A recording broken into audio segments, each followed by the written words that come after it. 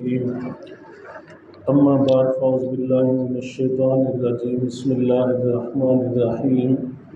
يا أيها الذين آمنوا إذا قمتم إلى الصلاة فاغسلوا وجوهكم وأيديكم إلى المرافق وامسحوا برؤوسكم وأرجلكم إلى الكعبين وإن كنتم جنبا فاطهروا صدق الله العظيم وبلغنا رسول النبي الكريم الصلاة والسلام عليك يا رسول الله وعلى آلك وصحبك يا سيدي يا حبیب اللہ۔ عزت و احترام کے لائق نمازی بھائیوں، دوستوں، بزرگوں، اللہ رب العزت کا لاتعداد مرتبہ شکر کہ جس کی توفیق سے تعلیم قرآن، تبلیغ قرآن اور درس قرآن کے ان بابرکت لمحات میں ہم سب حاضر ہیں۔ سورہ المائدہ سے ترتیب وار درس قرآن جاری ہے۔ آج کے درس قرآن میں آیت نمبر 6 جس کو آیت وضو بھی کہتے ہیں اور آیت تیمم بھی کہتے ہیں، اور آپ سب جانتے ہیں کہ دین اسلام میں تمام تر عبادات کی بنیاد وہ طہارت پر ہے، اور اسلام نے طہارت کو بہت زیادہ اہمیت دی ہے، اور یقیناً اس کے دینی فائدے تو ہیں ہی۔ سو آج کی گفتگو میں بالخصوص جو ہے وضو کے جو صحت پر انسان کے اثرات ہیں یا اس کے جو طبی فائدے ہیں، روحانی فائدے ہیں، اس حوالے سے چند باتیں گوش گزار کی جائیں گی۔ اللہ تعالیٰ نے ارشاد فرمایا، یا ایھا الذین آمنوا، اے ایمان والو، اذا قمتم الی الصلاۃ، جب تم نماز کے لیے کھڑے ہوا کرو، فاغسلوا وجوہکم، اپنے چہروں کو دھو لیا کرو، وایدیکم الی المرافق، اور کوہنیوں تک اپنے ہاتھ دھو لیا کرو، وامسحوا برؤوسکم، اپنے سر کا مسح کیا کرو، وارجلکم الی الکعبین، اور ٹخنوں تک اپنے پاؤں دھو لیا کرو۔ یہ 4 چیزیں وضو میں فرض ہیں، اور فرض کا مطلب یہ ہوتا ہے کہ اگر ایک فرض بھی ادا نہیں ہوگا تو اس کا مطلب ہے آپ کی عبادت اور نماز نہیں ہوگی۔ تو وضو میں یہ 4 چیزیں فرض ہیں: چہرے کا دھونا، اس کے علاوہ سر کا مسح کرنا، ہاتھوں کا کونیوں سمیت دھونا، اور پیر کا ٹخنوں سمیت دھونا۔ یہ 4 چیزیں فرض ہیں۔ ان 4 میں سے کوئی بھی چیز رہ جائے گی تو وضو نہیں ہوگا۔ مثال کے طور پر میں نے سردیوں میں کچھ دوستوں کو یہ دیکھا ہے کہ وہ جرابوں پہ مسح کر لیتے ہیں، پاؤں دھوتے نہیں ہیں، جراب پہنی ہوتی ہے تو جراب پہ مسح کر لیتے ہیں، تو جراب پہ مسح کرنے سے وہ پاؤں کے دھونے کا فرض جو ہے وہ ادا نہیں ہوگا، اور جب فرض ادا نہیں ہوگا وضو نہیں ہوگا، اور جب وضو نہیں ہوگا تو نماز نہیں ہوگی۔ تو اس لیے یہ 4 چیزیں تو فرض ہیں۔ اس کے علاوہ جو وضو میں کلی کرنا، ناک میں پانی ڈالنا، گردن کا مسح کرنا، انگلیوں کا خلال کرنا، یہ ساری چیزیں سنت اور مستحب کے درجے پہ آتی ہیں۔ سنت اور مستحب کا یہ مقام ہوتا ہے کہ اگر اللہ نہ کرے ان میں سے کوئی رہ جائے تو فرض ادا ہونے کی وجہ سے عبادت تو ہو جاتی ہے لیکن ثواب میں کمی ہوتی ہے۔ تو یہ 4 چیزیں جو فرض ہیں عام روٹین میں ہم سب کرتے رہتے ہیں۔ جو موجودہ طریقہ ہے وضو کا کہ وہ پہلے ہاتھ دھونا، پھر کلی کرنا، ناک میں پانی ڈالنا، پھر جو ہے چہرہ دھونا، بازو دھونا، مسح کرنا، یہ سنت طریقہ ہے۔ یعنی جس طریقے سے ہم وضو کرتے ہیں یہ سنت طریقہ ہے، اس میں سنت بھی ادا ہو جاتی ہے اور فرض بھی ادا ہو جاتا ہے۔ اور جو طریقہ وضو کا اب ہمارے ہاں موجود ہے، یہ طریقہ حضرت جبریل علیہ السلام نے حضور صلی اللہ علیہ وسلم کو اللہ کی طرف سے آ کے بتایا تھا۔ پہلی مرتبہ جب حضرت جبریل علیہ السلام نے وضو کر کے دکھایا تو ایک مرتبہ جو ہے ہر عضو کو دھویا، دوسری مرتبہ بتایا تو 2 مرتبہ دھویا، پھر تیسری مرتبہ بتایا تو ہر عضو کو 3 مرتبہ کر کے جو ہے جبریل علیہ السلام نے سکھایا۔ پھر حضور صلی اللہ علیہ وسلم نے صحابہ کرام کے سامنے وضو کیا اور آقا کریم نے فرمایا آپ کو وضو کا وہ طریقہ بتاؤں جو مجھے جبریل علیہ السلام بتا کے گئے، تو آقا کریم صلی اللہ علیہ وسلم نے جو ہے پھر ہر عضو کو 3 مرتبہ جو ہے دھو کر اس طرح وضو مکمل کیا۔ اچھا، ایک تو اس کا دینی فائدہ ہے کہ وضو ایسی بابرکت چیز ہے اور ایسی ایک اطمینان والی چیز ہے کہ اس سے صفائی تو نصیب ہوتی ہی ہے۔ اس کا دینی فائدہ یہ ہے کہ حضور صلی اللہ علیہ وسلم فرماتے ہیں قیامت کے دن جب ساری امتیں جمع ہوں گی، میں اپنی امت کو وضو کی وجہ سے پہچان لوں گا کہ میرے جو امتی وضو کرتے رہے ہوں گے، اللہ ان کی 5 جگہوں کو جو ہے قیامت کے دن روشن فرما دے گا۔ ان کے جو ہے یہ دونوں ہاتھ روشن ہوں گے، ان کا چہرہ روشن ہوگا اور ان کے جو ہے پاؤں روشن ہوں گے، اور حضور صلی اللہ علیہ وسلم فرماتے ہیں کہ میں اپنی امت کے لوگوں کو ان 5 جگہوں سے نکلنے والے نور سے پہچان لوں گا کہ یہ محمد مصطفیٰ کے امتی ہیں۔ اور حضور صلی اللہ علیہ وسلم دوسری حدیث میں فرماتے ہیں کہ میری امت کے لوگوں کو غیر محجلین کے نام سے پکارا جائے گا۔ غیر محجلین وہی ہوں گے کہ جن کے وضو کے یہ اعضاء جو ہے وہ چمکتے ہوں گے، روشن ہوں گے، اور اللہ تعالیٰ کے حضور جو ہے ان کو خصوصی انعام دیا جائے گا۔ اچھا، ایک ہوتا ہے نماز کے لیے وضو کرنا، اور کوشش کیا کریں کہ اپنے اندر یہ عادت ڈالیں کہ ہم وقت وضو میں رہا کریں۔ جب کوئی بندہ ہمیشہ وضو میں رہتا ہے، اس کے بارے میں حضور صلی اللہ علیہ وسلم کا فرمان ہے کہ جو میرا امتی اپنے آپ کو ہر وقت وضو کی حالت میں رکھتا ہے، اگر اس کو وضو کی حالت میں موت آ گئی، اللہ تعالیٰ اس کو شہید کی موت کے برابر درجہ عطا فرمائے گا، شہید کی موت۔ اور اگر وضو کی حالت میں موت آ جائے تو پھر سکرات جو ہے وہ نہیں لگتے، آسانی سے جو ہے اس کی روح قبض ہو جاتی ہے۔ اور اسی طرح وضو کی حالت میں رہنے والا بندہ وہ فرشتوں کی حفاظت میں رہتا ہے۔ وضو کی حالت میں رہنے والا بندہ حتی الامکان پھر اپنے آپ کو گناہوں سے بچاتا رہتا ہے۔ اور پھر یہ وضو کی شان ہے کہ جب ہم وضو کرتے ہیں، سرکار اصلاۃ والسلام فرماتے ہیں کہ جب میرا امتی وضو کرتا ہے، جب وہ ہاتھ دھوتا ہے، اللہ وضو کی برکت سے ہاتھ کے گناہ معاف فرما دیتا ہے۔ کلی کرتا ہے، منہ کے گناہ اس کے معاف ہو جاتے ہیں۔ اگر اس نے جو ہے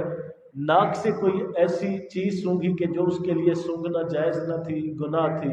وہ جب ناک میں پانی ڈالتا ہے، اللہ وہ گناہ معاف فرما دیتا ہے۔ حتیٰ کہ حضور صلی اللہ علیہ وسلم فرماتے ہیں اگر اس کے گناہوں کے نشان اس کے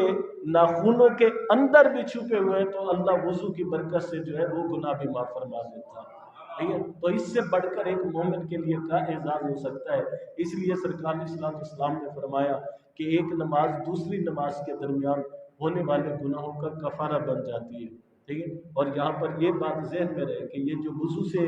نماز معاف ہوتے ہیں یا نماز سے جو گناہ معاف ہوتے ہیں، یہ صغیرہ گناہ ہے۔ جو کبیرہ گناہ ہوتے ہیں ان کے لیے توبہ ضروری ہوتی ہے، وہ توبہ کے بغیر معاف نہیں ہوتے، اس لیے یہ اس کے ہیں دینی فائدے۔ اب جب ہم وضو کے موجودہ دور میں سائنسی، طبی اور میڈیکلی فوائد پہ نظر ڈالتے ہیں تو یقین کریں کہ 1400 سال پہلے اسلام نے یہ جو وضو کا نظام بنایا ہے، آج کی سائنس اور آج کی ریسرچ اس نتیجے پہ پہنچی ہے کہ صرف وضو کرنے سے اللہ تعالیٰ بندے کو جو ہے بہت ساری بیماریوں سے محفوظ فرما لیتا ہے، صرف وضو کی برکت سے۔ یعنی یہی ہم مسح کرتے ہیں، بڑی بڑی یونیورسٹیوں کے ریسرچرز وہ نیٹ پہ بھی موجود ہیں، آئے دن کوئی نہ کوئی نئی تحقیق ہوئی ہوتی ہے۔ جرمنی کے ایک ریسرچر کی تحقیق جو ہے میرے مطالعے سے گزری کہ انہوں نے جو ہے وہ کچھ لوگوں کو وضو کروا کے جو ہے وہ تجربہ کیا، تو جو بیماریاں عام طور پر جو ہے وہ غیر مسلم لوگوں کو لگتی ہیں اور مسلمانوں کو نہیں لگتی، تو وہ جو ہے صرف اس نتیجے پہ پہنچے ہیں کہ صرف یہ جو وضو کرتے ہیں، وضو کی وجہ سے اللہ نے ان کو ان بیماریوں سے بچا رکھا ہے۔ تو اس کے بہت سارے میڈیکلی فوائد ہیں کہ ہم گردن کا مسح کرتے ہیں تو گردن کا مسح یہ نمونیا کے بخار کے لیے جو ہے بطور علاج کام آتا ہے۔ پھر جب ہم روٹین میں اپنی ایک سوشل لائف گزار رہے ہوتے ہیں، کئی طرح کے جراثیم جو ہے وہ ہمارے جسموں پہ حملہ آور ہوتے ہیں۔ اللہ نے انسان کی یہ جو باڈی ہے، اس باڈی کو اللہ نے بنایا ایسے ہے کہ اس پہ یہ جو سکین اللہ تعالیٰ نے چڑھائی ہے نا، جلد جو چڑھائی ہے، یہ جلد اللہ تعالیٰ نے اس ترتیب سے ہماری باڈی پہ رکھی ہے کہ یہ جلد ان خطرناک جراثیموں کو اندر جانے سے روکتی ہے۔ لیکن پھر بھی انسان جب ہم ہی کے اس دور میں جب زندگی گزارتا ہے، کئی ایسے جراثیم ہوتے ہیں کہ جو نہ خواستہ بھی جو ہے کسی نہ کسی ذریعے سے انسان ان کا شکار ہو جاتا ہے۔ منہ کے ذریعے جانے کا خطرہ ہوتا ہے، ناک کے ذریعے جانے کا خطرہ ہوتا ہے، ہاتھوں کے ذریعے کھانے پینے کی چیزوں سے لگ کے پھر جو ہے وہ جانے کا خطرہ ہوتا ہے۔ تو جب مومن وضو کرتا ہے تو اللہ تعالیٰ ہاتھ دھونے کی برکت سے، کلی کرنے کی برکت سے، ناک میں پانی ڈالنے سے وہ سارے جراثیم جو اس کی طبیعت کے لیے، صحت کے لیے خطرناک ہوتے ہیں، اللہ تعالیٰ ان جراثیموں سے انہیں پاک اور صاف کر دیتا ہے اور وہ نمازی ان بیماریوں سے اپنے آپ کو بچا لیتا ہے۔ تو یہ اس کے سائنسی فائدے ہیں کہ جن کو مد نظر رکھتے ہوئے ابھی آپ نے دیکھا کہ یہ جو 1.5 سال پہلے کرونا کی وبا چلی، سچی تھی یا جھوٹی تھی یہ تو بات کا معاملہ ہے نا، لیکن جو بھی ہوا تھی اس میں جو ہے وہ یہی کہ بار بار جناب ہاتھوں کو سینیٹائز کریں، سپرے کریں، فلاں کریں۔ تو اسلام نے جو ہے وہ صدیوں پہلے یہ جو وضو ہے اس کو سینیٹائزر کے طور پر جو ہے اللہ تعالیٰ نے وہ عطا کیا کہ بھئی یہ تمہارا وضو جو ہے تمہارے لیے سینیٹائزر کا کام کرے گا، یہ بار بار ہاتھ دھوتے رہو، پانی کا استعمال کرتے رہو، اللہ تعالیٰ تمہیں جو ہے ان سے محفوظ فرمائے گا۔ تو یقیناً اس میں جو ہے یہ فوائد موجود ہیں۔ اور پھر اس کے بعد اللہ نے فرمایا ان کنتم جنبا فطہروا، اور جب تمہارے اوپر غسل فرض ہو جائے، تم جنبی ہو جاؤ، تو پھر اچھے طریقے سے اپنے آپ کو پاک صاف کرو، یعنی وضو سے بھی زیادہ مبالغے کے ساتھ غسل کر کے اپنے آپ کو پاک کرو۔ وَإِن كُنتُم مَرْضَىٰ أَوْ عَلَىٰ سَفَرٍ، اگر تم مریض ہو، وضو نہیں کر سکتے، او سفر، یا تم سفر پہ ہو اور تمہیں پانی نہیں مل رہا، او جاء أَحَدٌ مِّنكُم مِّنَ الْغَائِطِ، یا تم میں سے کسی نے حاجت کر لی، اور لمستم النساء، یا اس نے حق ازدواجیت ادا کر لیا، فلم تجدوا ماء، اور تمہیں پانی میسر نہیں ہے، فتیمموا صعیدا طیبا،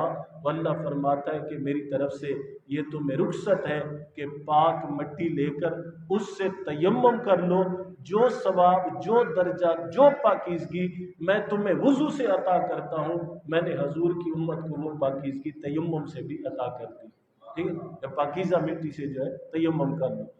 وَامْسَحُوا بِوُجُوهِكُمْ وَأَيْدِيكُمْ، یہ سورہ نساء میں بھی ہم نے یہ بحث کر لی کہ تیمم کے 2 ہی رکن ہیں، کہ اپنا جو ہے ہاتھوں کو زمین پہ مارنا، اور پھر ان ہاتھوں کو ایک مرتبہ چہرے پہ، اور پھر بایاں پاؤں ہاتھ جو ہے وہ دائیں بازو پہ اور دایاں جو ہے بائیں بازو پہ مار کے، یہ تیمم کا طریقہ ہے۔ وہ زمین سے تعلق رکھنے والی کسی بھی پاکیزہ جنس سے جو ہے تیمم کیا جا سکتا ہے۔ اور فرمایا ما یرید اللہ لیجعل علیکم من حرج، کتنی کمال کی اللہ کی نرمی ہے۔ فرمایا ما یرید اللہ، اللہ یہ نہیں چاہتا لیجعل علیکم من حرج کہ تمہیں کسی مشکل میں ڈالا جائے، یعنی اللہ تمہارے لیے نرمی فرماتا ہے، اللہ تمہارے لیے نرمی چاہتا ہے۔ اگر تم جو ہے کسی عذر کی وجہ سے، کسی معاملے کی وجہ سے ایک کام نہیں کر سکتے، اللہ نے اس کی جگہ نرمی فرماتے ہوئے تمہیں دوسرا بتا دیا ہے۔ ٹھیک ہے، یہ بندہ کھڑے ہو کے نماز نہیں پڑھ سکتا، ٹھیک ہے، وہ شریعت کی اجازت ہے بیٹھ کے پڑھ لے، پڑھے تو صحیح، ٹھیک ہے، رکوع سجود کے ساتھ نہیں پڑھ سکتا، اشارے سے پڑھ لے، ٹھیک ہے، بیٹھ کے بھی نہیں پڑھ سکتا، یہاں تک شریعت اجازت دیتی ہے کہ لیٹ کے پڑھ لے، ٹھیک ہے، حرکت نہیں کر سکتا، اشاروں سے نماز پڑھ لے۔ تو یہ اسلام کا کتنا ایک انصاف پہ اور عدل پہ مبنی ایک جو ہے نظام ہے۔ اور اسی طرح اللہ تعالیٰ نے سورہ بقرہ میں فرمایا لا یکلف اللہ نفسا الا وسعها، کہ اللہ تعالیٰ کسی بھی جان کو اس کی طاقت سے زیادہ کسی چیز کا پابند نہیں بناتا۔ وہ جتنی طاقت رکھتا ہے، کھڑے ہو کے ادا کرنے کی طاقت رکھتا ہے، کھڑے ہو کے نماز پڑھ لے، بیٹھ کے ادا کرنے کی طاقت رکھتا ہے، بیٹھ کے ادا کر لے، لیٹ کے ادا کرنے کی طاقت رکھتا ہے، وہ لیٹ کے نماز پڑھ لے۔ اسی طرح جو ہے ہر مسئلے میں جو ہے کوئی نہ کوئی رخصت کا پہلو۔ ایک بندہ صاحب نصاب ہے، وہ زکوٰۃ کا پابند ہے، ایک بندے کے پاس نصاب ہے ہی نہیں، اس پہ زکوٰۃ بھی لاگو نہیں ہے، ٹھیک ہے، تو اس لیے فرمایا اللہ تمہارے ساتھ تنگی کا ارادہ نہیں کرتا، وَلَٰكِن يُرِيدُ،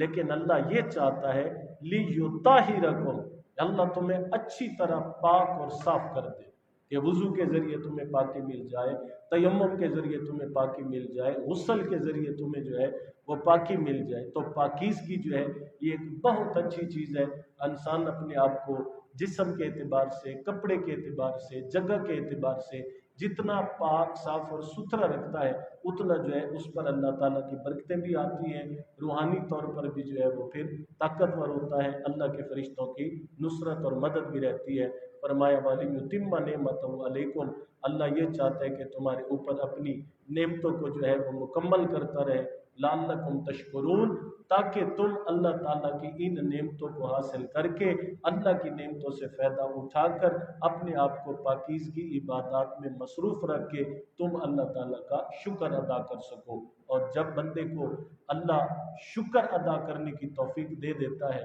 تو یہ اس کی کمال مہربانی ہوتی ہے کہ وہ اپنے بندے کو اپنی بارگاہ میں شکر ادا کرنے کا موقع عطا فرما رہا ہے۔ یہ نماز بھی اللہ کے شکریہ کا ایک انداز ہے، ایک طریقہ ہے، اور یہ اللہ کی توفیق کے بغیر ممکن نہیں ہے۔ اللہ کا شکر ادا کرتے رہنا ایسی نعمت ہے کہ قیامت کے دن کچھ لوگوں کو بغیر حساب کتاب کے جنت میں بھیج دیا جائے گا۔ فرشتے پوچھیں گے باری تعالیٰ ان کا حساب کتاب ہو گیا، یہ پل صراط سے گزر گئے، ان کا نام اعمال چیک ہو گیا؟ اللہ تعالیٰ فرمائیں گے نہ ان کے لیے حساب کتاب ہے، نہ ان کے لیے نام اعمال ہے، نہ ان کے لیے پل صراط ہے، ان کو بغیر حساب کے جنت میں جانے دیا جائے۔ پوچھیں گے باری تعالیٰ آخر انہوں نے کیا نیکی کی تھی؟ اللہ فرمائے گا یہ میرے وہ بندے ہیں جو ہر حال میں میرا شکر ادا کرتے رہتے تھے۔ تو اس لیے اللہ تعالیٰ جو بھی نعمت عطا کرے، جو بھی نیکی کی توفیق ملے، اس پر شکریہ بھی ادا کرتے رہنا چاہیے، تاکہ اللہ کی وہ نعمتیں،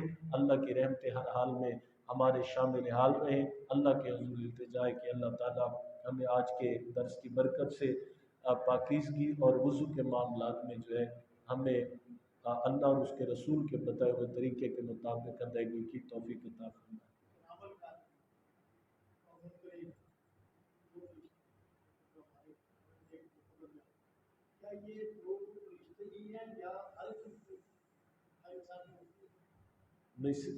نہیں، دو نہیں، ہر ایک کے علیحدہ علیحدہ ہیں۔